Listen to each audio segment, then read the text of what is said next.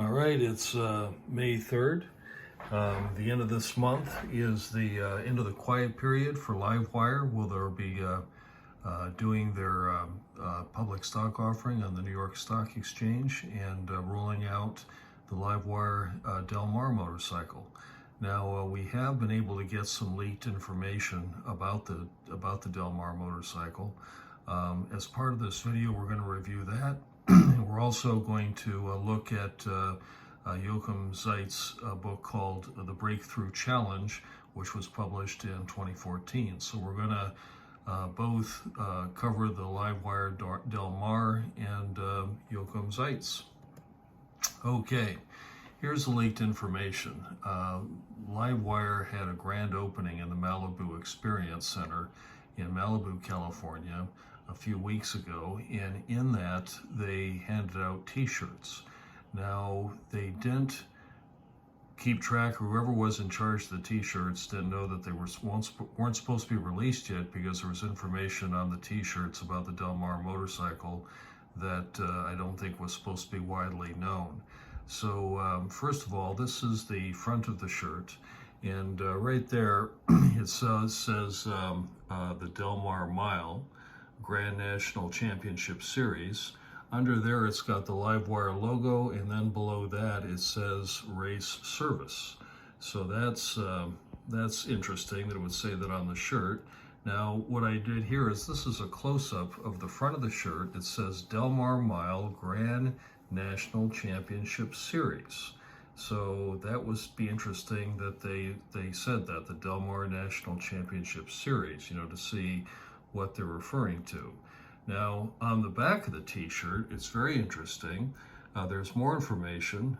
There's two motorcycles racing flat track on the back of the shirt. One is Chris Carr, number 20. He's the 7-time Grand National champion. He won it on a Harley-Davidson XR 750 flat track racer.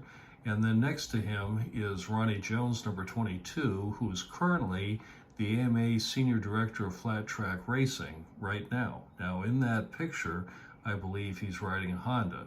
Now under that, it says the next victory lap, which is very interesting, has the LiveWire logo and then Race Services.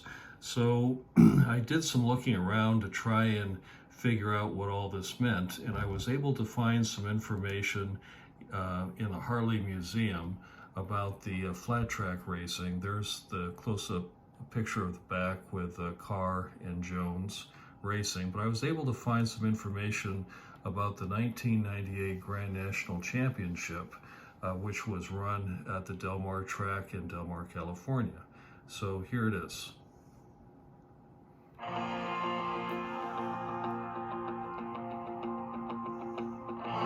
Flat track racing's always been an important part of Harley-Davidson history. And on October 11th, 1998, history would once again be made. Del Mar Fairgrounds were actually home to the San Diego County Fair. And in 1936, they added a racetrack for thoroughbreds. They raced horses there. And believe it or not, Bing Crosby, the famous Hollywood actor of the time, was the big push behind getting that track built. In the 1940s, famous race promoter J.C. Agajanian actually held automobile races there. And in the 1980s, J.C.'s son, J.C. Jr., began promoting a motorcycle series there.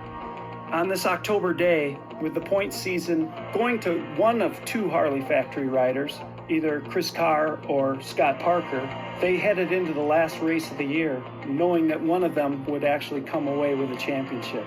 After a failed start, Scott Parker would be leading the race at that point and get the pole position.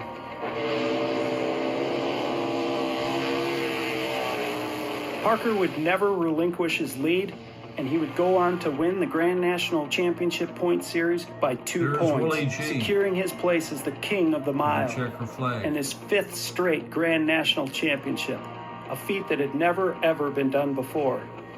A fitting end to an illustrious racing career. To share in the moment, honorary flagman Willie G. Davidson from Harley-Davidson Motor Company was there to drop the checkered flag and to hand it to Scott as he crossed the finish line. And you could see Scott Parker motioned for him to get on And the watch motorcycle Scott and take the slap, victory lap with Willie G him. on the leg. Watch for it. Willie seated on the back of the There XR it is. 750, waving the flag, and had no place to even put his feet Who on would have foot known pegs. that 20 years Held later, on Willie G as they would made a put lap Harley around the Davidson Del Mar jacket on Fairgrounds Pope that Francis. October day. It was a fantastic day for Harley Davidson history and a great career for Scott Parker. Okay, well, I think what we can gather from the t-shirt and the reference to Del Mar, that Harley Davidson is going to go flat track racing with the LiveWire. Now, I did a little bit of research and I found out that Harley is actually this year, 2022, spending $500,000 in contingency fees for flat track racing. That's just flat track. That's a lot of money. Now, what I think could happen is I think the Del Mar electric motorcycle could be competitive in both the Mission Super Twins and the AFT Production Twins. So those would be two classes that the bike could probably race in. However, because the electric LiveWire will probably be faster than the other bikes, they might have to have their own class to race in. But this is what Harley's going to do. Now, what this is on the left is this is the power and the torque curve for the XR 750, and there's the XR 750 motor there. I think that the S2 motor, which is the one from LiveWire, is probably going to have more power and more torque than the XR 750, because obviously, you know, that's what they've got to beat. They've got to be able to beat that kind of gas motorcycle. So I think the S2 engine is going to have at least as much horsepower and torque as the XR 750, and probably with fuel and everything, hopefully not much more weight. Now, the other thing to point out is there's Redshift motorcycles are bikes that were designed by a company called Alta, which was in the Bay Area. Now, Alta Motors developed an advanced traction control on electric motorcycles that allowed the wheel to maintain its speed when it was in the air. So when the bike landed, you got more traction instead of spin out because the tire was going the right speed. They had an advanced battery pack with 18 650 cells that were bonded by a special proprietary adhesive that they claimed actually had more density than a Tesla Model 3. And Rob Sweeney was the director of engineering at Alta and managed the Redshift project. Now, he joined LiveWire this last July. Now, if you look at the LinkedIn page, this is Rob Sweeney's LinkedIn. It says right there, Rob Sweeney. If you look, it says Chief Engineer at LiveWire from July 2021 to present. Now, if you look back, he went to several other places, but there he is, 6 years at Alta Motors. And if you look back here, it says that he was in charge of the product design, early prototypes, etc., and did a lot of the engineering for the Redshift series motorcycle. See, there it is, the Redshift MX motorcycle. So he is now at LiveWire in charge of I believe they call it Chief Engineer Powertrain. So he's obviously the guy that's going to be working on the S2 motor and the Del Mar. Now, what I think we can gather from this is we can gather. I was able to find an article in India where it said that they were purchasing, or LiveWire was purchasing, a bunch of 21700 cells. The packaging, if you measure the motor and compare it, the fin part, if you measure the fin part with a measuring tape and do the calculations for volume, and then you do the same thing to LiveWire 1, this is about 10% less space inside for the motor than what the LiveWire 1 would have. However, the 2170 cells have about 30% more energy. So from that, I'm gathering that you're probably going to have about 20.5 kilowatt hours inside the Del Mar. I think you're looking at 90 horsepower because that's just a little bit more than what the XR 750 had. 110 foot-pounds of torque. I'm hoping the whole motorcycle can be under 480 pounds, 31-inch seat height, which is pretty standard for flat tracking. Now, the other thing too is I believe the bike's going to have a 6-axis IMU, which will be the first time that a flat track motorcycle has got that kind of computer control. I think that's going to do all kinds of things in regard to making the bike faster than a gas bike. Then cornering ABS and traction control. Not sure how much the cornering ABS is going to help because the flat track bikes usually take the front brakes off the motorcycle. I think you're looking at 0 to 60 in 2.8 seconds. Top speed 140 miles an hour. The reason you need that is that's how fast the XR 750 flat trackers were going around the track. Their top speed about 140 in the dirt before they hit the corners. And then of course the Del Mar will also have the LiveWire Connect.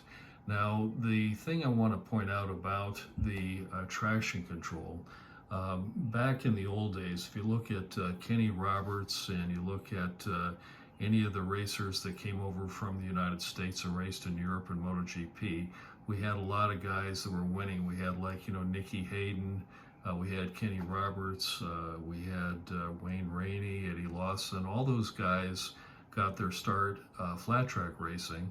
And what that did is these were in the days before traction control on MotoGP. So those guys had the experience of being able to slide the bike, so when they went over to MotoGP, they win a lot. But of course, then we got traction control, electronic traction control around 2010 on the MotoGP bikes, and now we don't have any Americans in MotoGP. And I think the reason is with traction control, the benefits the U.S. riders had from sliding the bike in the dirt was pretty much lost with the traction control. So this is going to be 6-axis traction control on a flat track, which is going to be incredible because the bike can maintain its own lean angle without you even putting your foot down. I mean, it's going to be pretty crazy stuff. But anyway, I think the Del Mar is going to have fantastic specifications and it's going to dominate in flat track.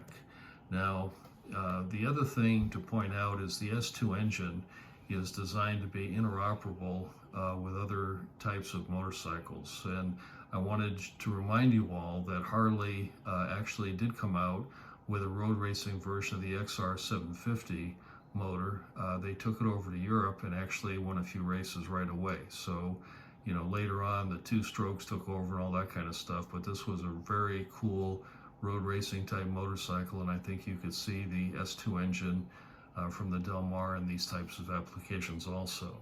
Now, the interesting thing about the Del Mar motorcycle is there is another reason why Harley chose the Del Mar name. It wasn't just the Del Mar racetrack, it's the fact that the city of Del Mar, where the racetrack is in an absolute climate catastrophe, and it's basically being washed away by the ocean because of climate change. And of course, electric motorcycles are trying to, address that by having clean, renewable energy. But Del Mar is a real victim of climate change. This view here sits from the 17th Street lifeguard station. So you're standing up there at the lifeguard station. You can see how when the waves come in or the weather gets bad, it just washes out all the beachfront area. I took some more pictures here, but you can see along the ocean these houses are all being washed away. The surf wall is right up against the barrier, and there's even homes that are dropping into the ocean. So, I think LiveWire chose to name the Del Mar not only because of the racetrack, but because the city of Del Mar is in a environmental catastrophe due to climate change. So the name kind of kills two birds with one stone. Now, another thing that I wanted to mention in regard to climate change is I've got a video here that I found on the internet. And what this is, if you watch closely, you can see this jet coming in. And it's not Elon Musk, it's not Al Gore, it's Jochen Zeitz, the president of Harley-Davidson LiveWire. Now, it's actually even got the HD 780 numbers on the tail, you see when it goes by, so that's absolutely who it is. But there it is. I understand that Mr. Zeitz, his time is very valuable, and that there's COVID going on, so maybe a lot of reasons why he and the top executives at Harley need to be riding around on private jets. But it does do an incredible amount of climate damage at a time when we're trying to clean things up with LiveWire. So what I did is I looked around on the internet to find out exactly how much CO2 Mr. Zeitz's jet was dumping into the atmosphere. And on ZipRecruiter, I was able to find an advertisement from last month, or March 8th, 2022, for a corporate aircraft captain to fly the private jet. And if you scroll all the way down here and look at all the different specifications, it turns out that this captain is expected to fly about 250 hours per year, 90% domestic, 20 or 10% internationals. Those are probably the trips to Africa for Mr. Zeitz. But the type of airplane it is, it's called a Challenger 300, which burns 300 gallons of fuel every hour. So if you take 250 hours times 300 gallons per hour times 21 pounds of CO2 for every gallon of jet fuel, you get 1,575,000 pounds per year of CO2 dumped in the air from Harley's jet. So that's 787 tons of CO2 dumped into the atmosphere each year by Harley-Davidson's corporate jets. So that's causing a lot of damage to the environment, to Del Mar and everywhere else, and it's kind of, I don't know, a poke in the eye when you're trying to be a, environmental Taliban, so to speak. So anyway, that's the situation.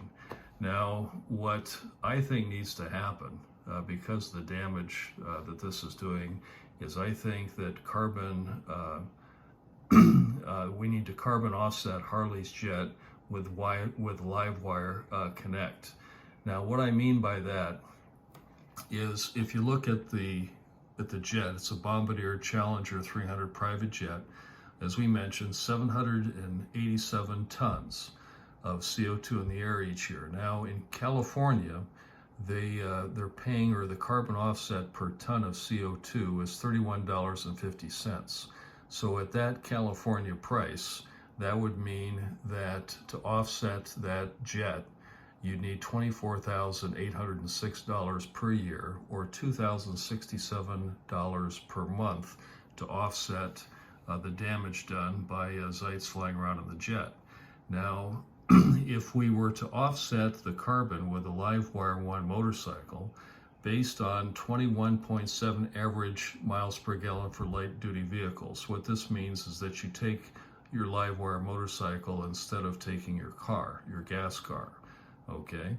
Now, in the case of my son Preston, this is his LiveWire Connect for February. He rode 1,053 miles for the month.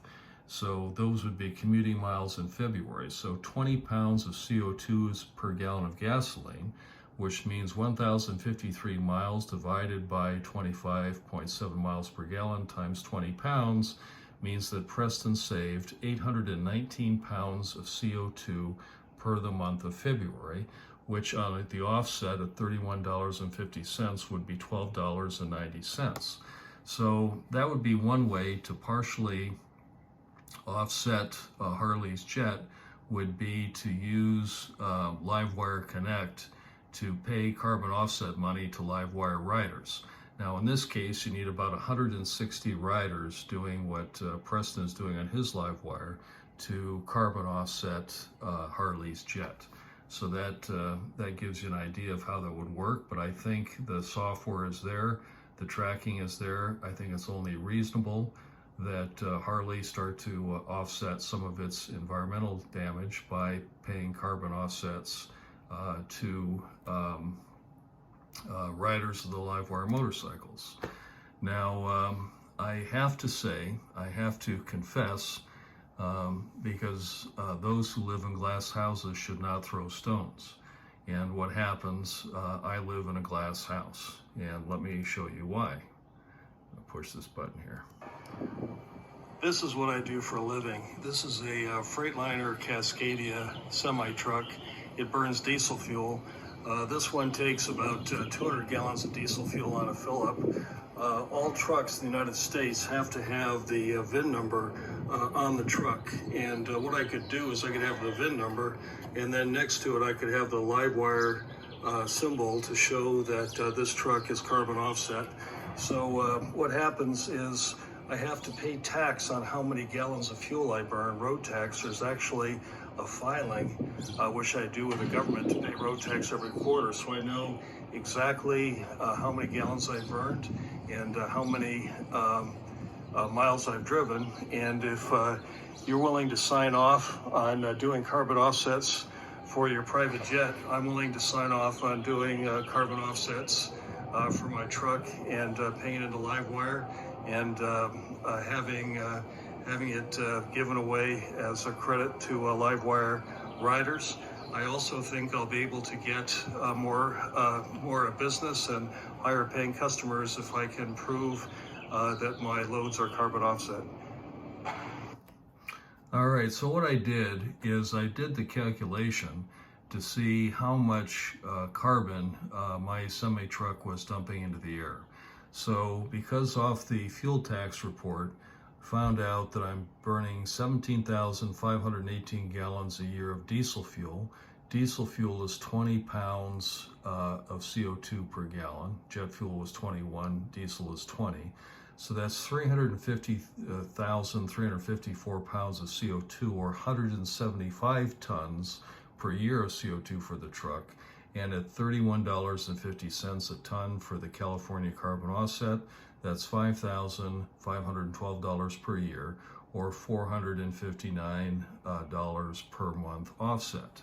So what it boils down to, I drive 150,000 miles a year, it boils down to about 3.67 cents per mile for me to pay LiveWire to carbon offset my truck. Now, to give you an idea, it varies from load to load, but I usually get paid about the truck gets paid about $4 a mile to drive. So 3.6 cents is not a huge amount of money. So for a relatively small amount of money, I can carbon offset the truck with a LiveWire Connect. And I do haul for companies like Campbell Soup and Walmart and companies like that that are concerned about the environmental the environmental impact of their transportation systems. And I'm quite sure that I'd be able to not only negotiate a better rate, but maybe get some loads that I wouldn't ordinarily get, because I can argue that I'm going the extra mile by doing a carbon offset on my truck. Now, I think I could convince other drivers to do this, and I think large companies like Walmart, Campbell Soup, etc. I think with the right presentation, they could be talked into voluntarily participating as well to carbon offset their transportation costs. So anyway, I want to draw a contrast between the Harley-Davidson motorcycle company and the LiveWire company, and talk about how that difference plays out in terms of the value of the company and what the company should be doing in regard to the environment and pollution and everything else. Now, there's a business classification rating called an SIC code that is how companies are classified, okay?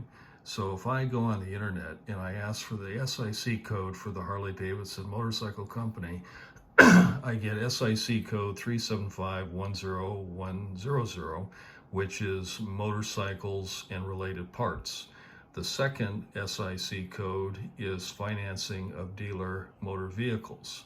So that's what Harley-Davidson is classified as a company.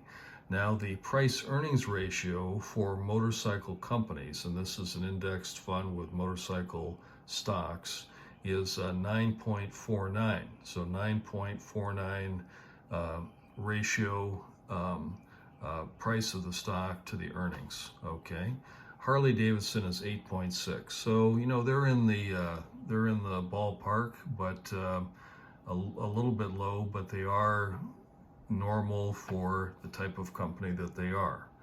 Now, what I'm arguing, what I think is important to realize is LiveWire is not a motorcycle company, it's a technology company. So I think that LiveWire needs to change its SIC code classification with Standard & Poor's and be SIC code 336320, which is Motor Vehicle Electronic Manufacturing, okay? SIC code 7373 is Computer Integrated Systems Design, okay? And then SIC code 8748 is Mobile App Development and Design. Now, the price-earning ratio for technology companies in general is 17 to 1, or it's 17 to 1 or greater, okay? According to Investopedia. Now, Tesla is 119.61 to 1, okay? So that's a very high price-earnings ratio. It's because Tesla is not really considered a car company, it's considered a technology company. And then here I've got a picture of the LiveWire Connect software, the motorcycle LiveWire 1, Preston calls it Sparky, and it tracks charge, it tracks where the bike's at, all kinds of stuff. We all know what it does, but that is a mobile development app. And of course, we've talked before about adding a lot more features to the application, but it just goes to Harley being a technology company as compared to a motorcycle company. Now, I believe that Harley is 30 days away from making $1 billion mistake. When I say Harley, I mean LiveWire. They're about to make $1 billion mistake. Now, LiveWire has made some mistakes before, but I think this one is going to be one of the biggest ones ever. And it's because they're talking about themselves as a motorcycle company instead of a technology company. They're going to have a IPO next month on the New York Stock Exchange, and if they're not careful, they're going to get valued like Harley Davidson or every other motorcycle company instead of getting valued like a Tesla. And it comes down to the mission statement. And I've talked about this in videos before, but the current LiveWire mission statement is to be the most desirable motorcycle brand in the world, leading the electrification of the sport. Okay, that's a terrible mission statement. It pegs LiveWire as a motorcycle company, and it says that motorcycles are a sport, and it's not a sport. It's much more than a sport. It's also transportation.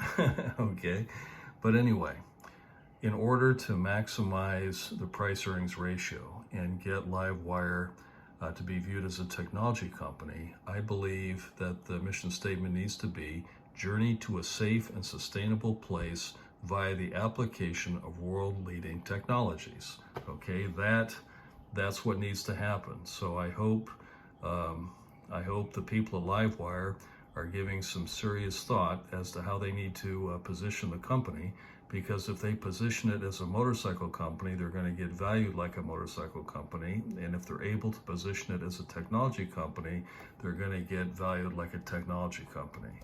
So just putting it out there. Now, I talked about the book review. This is a book by John Elkington and Jochen Zeitz. Jochen, of course, is the president of Harley Davidson and LiveWire, and it's called The Breakthrough Challenge. Now, this book is basically, the title doesn't really tell what it is. It's basically a showcase for the B team and Plan B, which is a way of measuring environmental damage that was originally talked about in the book The Manager and the Monk, that was written by Jochen Zeitz. So, I mean, this thing has been around since 2008, okay? And what this book does, it provides real-world examples of accounting for environmental damage and social economic impact of supply chains, okay? It's when he was at Puma, just I mean, it's a wonderful thing he's trying to do. It's a further refinement of Plan B as described in Manager and the Monk. So Manager and the Monk talks about the plan. This book goes through excruciating detail on every single part. It gives examples from B team members, all kinds of things. Now, the one thing that it does which surprised me is in each of the 10 chapters, it provides a realistic assessment of why big business may resist voluntary participation. Now, what's happening is to be part of the B team, you have to clean up your environmental impact, and it costs money. And so why would people want to spend the money to do it when they can get away with, not having to pay it at all? And what has basically happened is in the 8 years since the book was published, environmental damage continues to accelerate. And although there are Plan B or B team members and Plan B participants, it's not even a drop in the bucket as compared to what's needed to reverse climate change. So, so far in terms of reversing climate change, the B team and Plan B have been a failure. And this book was published in 2014. Things have gotten nothing but worse. Now, what I want to get back to is I want to get back to how to fix this problem. Okay, so I want to get back to what Phaedra said in Zen and the Art of Motorcycle Maintenance. Now, I don't know how clearly you're going to be able to read this, but this is what I highlighted in the book on page 291 when I presented this book to Mr. Zeitz. It says, and this is the top-down thing, I think that if we're going to reform the world and make it a better place to live in, the way to do it is not with talk about relationships of a political nature, which are inevitably dualistic, full of subjects and objects and their relationship to one another, or with programs full of things for other people to do. Okay? That's Plan B. All right? That's the problem. Okay? Plan B has not been widely adopted, and the Paris Climate Accord has missed its targets. And there's why. Okay? That's exactly why. All right? Now, what needs to happen is we need to do this. When I say we, LiveWire needs to do this. The place to improve the world is first in one's own heart, head, and hands, and then work outward from there. Other people can talk about how to expand the destiny of mankind. I just want to talk about how to fix a motorcycle. I think that what we have to say has more lasting value. Now, what that's talking about is a bottom-up approach, hearts and minds, getting, they call it heart, heads, and hands, okay? That's getting people excited from the bottom up, or from the ground up. So to get a groundswell of demand, that's what's required to get this climate thing turned around. Now, if you want to influence people, you got to use smartphone applications, okay? Everybody's got a smartphone. That's where you have to go, okay? LiveWire's got a smartphone application. Carbon offset incentives at the user level. That's what I've talked about the last few slides. We need to have things like carbon offsets available individually for participating LiveWire users.